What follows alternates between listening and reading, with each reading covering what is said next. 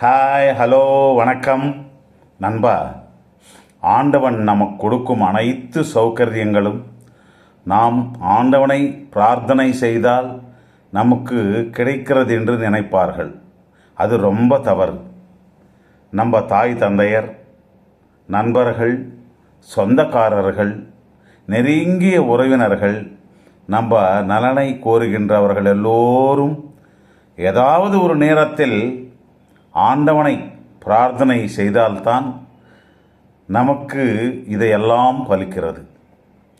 எப்படி என்றால், ஒரு பெரிய படகில் கடலில் பயணம் செய்யும்போது ஒரு புயல் வந்து அந்த படகு உடைந்து கடலிலே மூழ்கி போகிறது. அதில் பயணம் செய்யும் அனைவரும் இறந்து விடுகிறார்கள்.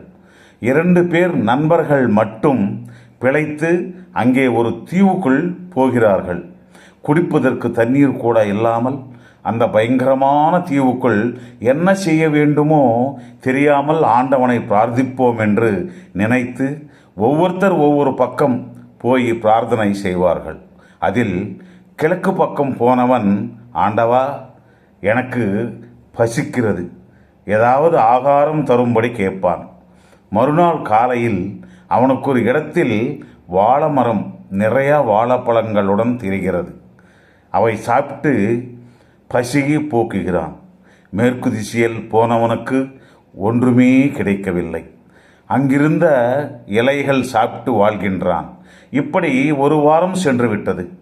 கிழக்கு திசையில் இருக்கின்றவனுக்கு இந்த ஒரு வாரத்திலே போர் அடித்து, இறைவா, எனக்கு ஒரு அழகான பெண்ணை மனைவியாக தாருங்கள் என்று பிரார்த்திப்பான். மறுநாள் ஒரு படகு இவர்களைப் போலவே கடலில் சிக்கிக்கொண்டு உடைந்து போய் அதிலிருந்து ஒரு பெண் நீந்து கொண்டே இவன் இருக்கும் கிழக்கு திசைக்கு வந்து சேருவான். அப்பொழுது அவன் அந்த பெண்ணை மணந்து கொண்டு ஹாப்பியாக வாழுகின்றான். ஆனால் மேற்கு திசையில் இருக்கின்றவன் வாழ்க்கையில் எந்த விதமான மாற்றமும் இல்லை. அங்கே கிடைக்கும் இலைகள், கிழங்குகள் சாப்பிட்டு வாழ்ந்துகிட்டு இருப்பான்.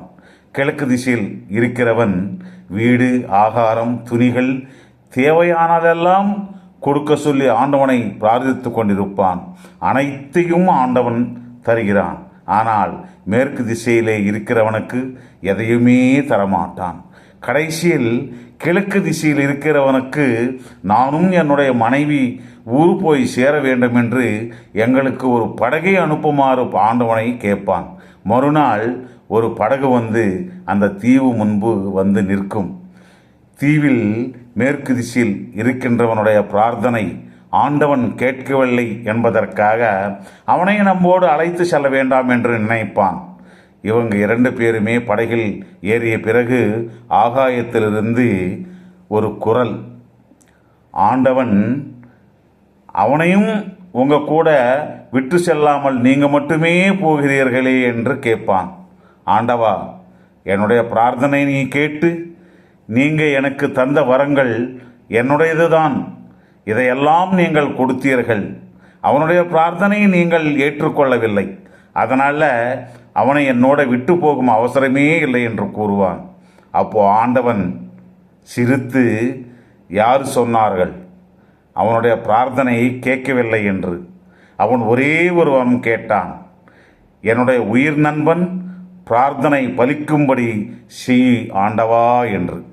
அவனுடைய பிரார்த்தனை படித்தான் நீ கேட்டதெல்லாம் உனக்கு தந்தேன் என்று சொன்னவுடனே அவனுடைய கால்கள் மேலே விழுந்து, என்னை மன்னித்து விடு நண்பா என்று மன்னிப்பு கேட்பான். அதுபோல நமக்கு ஆண்டவன் கொடுப்பது கேவலம் நாம் செய்த பிரார்த்தனையினால் மட்டுமே நமக்கு கிடைப்பதில்லை. நம் தாய் தந்தையர்களுடைய நல்லாசிகள் தான் நமக்கு